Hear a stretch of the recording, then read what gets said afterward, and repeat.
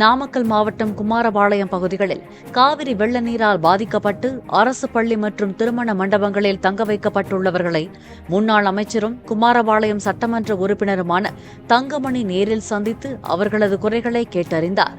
கலைமகள் வீதி, அண்ணா நகர், இந்திரா நகர் உள்ளிட்ட பகுதிகளில் வெள்ள பாதிப்புகளை அவர் ஆய்வு செய்தார்.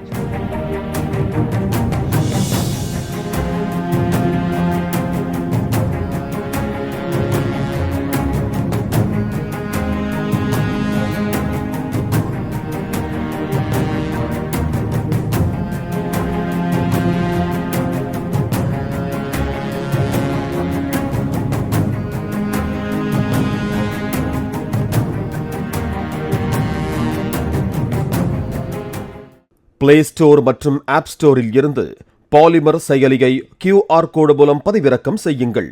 செய்திகளை உடனுக்குடன் பெறுங்கள்.